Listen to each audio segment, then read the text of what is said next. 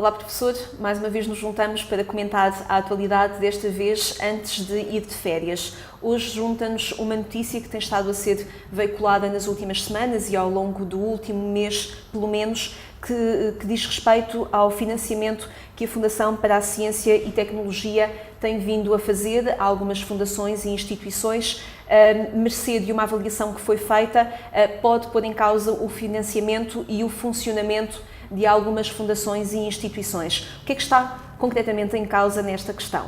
Bom, de facto é uma questão complexa da avaliação que a FCT fez aos centros de investigação. Nós estamos neste momento sobre a mesa com o modelo de financiamento ou da ausência dele, não apenas em termos do ano de 2015, mas num ciclo temporal mais alargado até 2020. E, portanto, digamos que se joga agora, nestes meses, nos centros que já receberam a sua nota final, a coisa já está sabida. Naqueles que passaram à chamada segunda fase, ainda vão aferir se tem excepcional, excelente ou muito bom. E, a partir daí, saber qual é a verba que vão ter para os próximos 5 anos. Mas estamos a decidir, neste momento, e de uma maneira talvez um bocadinho apressada, e eu já lá irei, aquilo que é o futuro dos centros de investigação e, portanto, da ciência, em Portugal, nos próximos 5 anos. Num horizonte da Europa em que nós não sabemos onde é que estamos dentro de 5 anos, não sabemos que peso é que a investigação científica na Europa deve ter para fazer face, para competir, para cooperar com aquilo que são centros científicos de cada vez maior visibilidade e excelência nos Estados Unidos, na China, na Índia, etc, etc. E trata-se de perceber também que contributo é que Portugal quer dar neste âmbito. E trata-se de saber qual é a posição específica que o país pode dar para a ciência europeia e, enfim, auxiliando o volume da ciência europeia para essa competição mundial ou para esse diálogo mundial. E eu diria que a avaliação feita pela FCT neste ciclo, portanto, todos os centros tinham sido avaliados já em 2007-2008, até ao ano passado, portanto, num prazo de 5 anos, e agora estamos a fazer a avaliação. Desenvolvemos os planos estratégicos até 2020 e é com base nisso que a FCT deu a sua nota e, portanto, essa nota repercute em saber qual é a quantia que os centros irão ter para os próximos 5 anos. Eu acho que todo este modelo e a polémica que está instalada é a história de uma boa ideia cuja execução não foi tão boa. Ou seja, é muito bom que a FCT avalie os centros, é muito bom que essa avaliação incorpore indicadores internacionais e especialistas internacionais. E, portanto, o recurso à ESF, a European Science Foundation, é uma boa ideia. Porque se nós queremos ser competitivos, nós temos que ter um eco internacional. Mas é uma ideia executada com alguns limites porque o modelo em si tem algumas falhas. Desde logo é uma avaliação inteiramente internacional e, portanto, não leva em linha de conta aquilo que são especificidades do desenvolvimento científico cá em Portugal. Há áreas que começaram há pouco tempo, há áreas que já se comparam com a Europa, mas há outras em que ainda não e, portanto, era preciso dar mais algum tempo.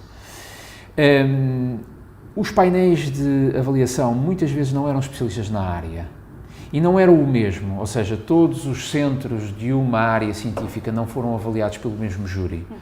E, portanto, quer dizer, é o mesmo que nós darmos testes de 10 alunos, em vez de serem vistos pela mesma pessoa, que olha para eles da mesma forma e, portanto, as notas são mais justas, é dar cada teste a uma pessoa. E, portanto, não se percebe como é que houve centros que, numa avaliação inicial, tiveram, imagine, 19, 14, 11. Não faz sentido. E depois há uma segunda fase em que há um expert que vem nivelar estas notas. De maneira que o modelo em si acabou por ser um bocadinho confuso, mal explicado, e deu resultados estranhos. Centros que eram excelentes há 5 anos atrás e que hoje são bons. Exato. Sendo que na avaliação FCT, o bom, hoje em dia, já não é bom.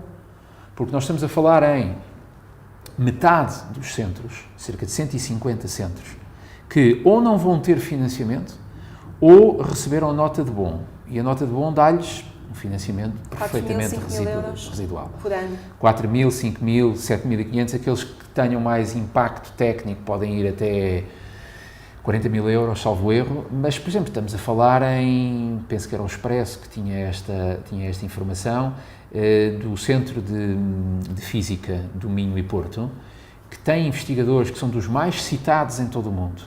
Gente colocada em rede de investigação com nobres da física e que teve bom. Que impacto é que pode vir a ter? O impacto que vai ter, e outro erro que a FCT cometeu, foi ter de facto analisado os centros por si, ou seja, não ter olhado para a inserção dos centros em faculdades, em o diálogo que a universidade devia ter tido com a FCT, para explicar à FCT qual é a política que cada universidade tem para os seus centros. E uns têm 2 centros, outros têm 10, outros têm 20. Qual é o impacto que isso tem na vida individual dos investigadores que são docentes?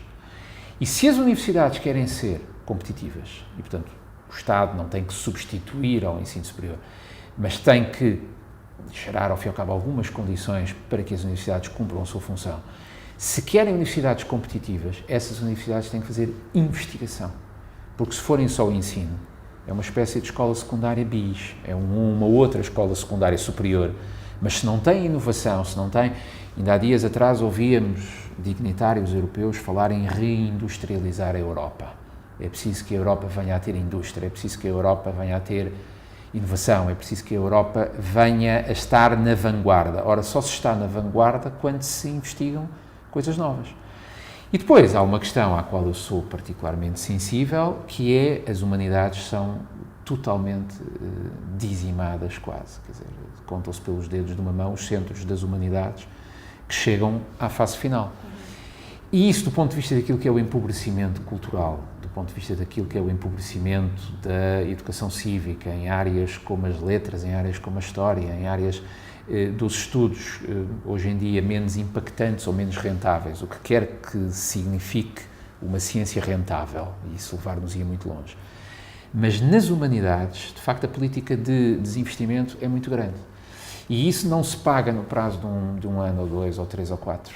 Paga-se no prazo de 10, 15 ou 20 anos. Até porque a crítica de que o governo, por exemplo, é feito exclusivamente com engenheiros e economistas já existe. Sim, engenheiros, economistas e, enfim, eu respeito muito essas áreas, mas nós temos visto engenheiros, economistas, gestores falharem rotundamente. Não sei se falham por não terem educação cívica, por não terem cultura, o que quer que seja, mas repare, as grandes potências mundiais, os Estados Unidos, uma China, uma Alemanha, as economias mais ricas, são economias tecnologicamente ricas, mas são também economias culturalmente ricas. Uma coisa não exclui a outra. E parece haver um modelo em que o dinheiro, quando é menor, só deve haver para certas áreas. Quando, se calhar, não é uma questão de haver mais dinheiro ou menos, é uma questão de pensar em distribuí-lo de uma maneira em que as áreas sejam todas contempladas na excelência, como é óbvio. Ninguém está aqui a dizer foram excluídos 70 centros, que não vão receber 1 cêntimo. Se os centros são maus ou insuficientes, não devem receber nada, como é óbvio.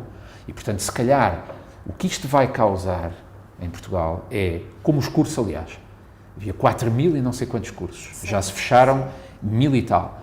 Se calhar nos centros tem que acontecer o mesmo, ou seja, em vez de nós termos uma miríade de pequenos centros, que muitas vezes são centros para cultivo do investigador A, B ou C, se calhar é preciso juntar centros, mas é preciso dar espaço e dar condições para que essa política de racionalização e de junção seja feita. Cortando o financiamento a montante é matar os centros à partida. Referimos-nos também ao impacto demográfico que isso pode ter no nosso país. Sem dúvida, porque a inovação tem um impacto social importante, a inovação gera futuro, a inovação gera emprego e, portanto, quando nós estamos a falar em financiar a ciência, não estamos apenas a financiar o ócio intelectual de uma série de académicos que acham que o Estado deve financiá-los. Não. Aquilo que as universidades fazem é útil. É útil porque repercute, porque tem, como a FCT diz bem, tem impacto. Agora, a questão está em nós percebermos, em o Estado perceber, em definir o que é que quer das universidades, o que é que quer da investigação, e não começar por dizer, então vamos avaliar, vamos já excluir à partida estes, e o que sobrar, então pense que ciência é que vai desenvolver. E estamos a falar em 5 anos, e hoje em dia 5 anos nas universidades, no país, na Europa, é uma eternidade.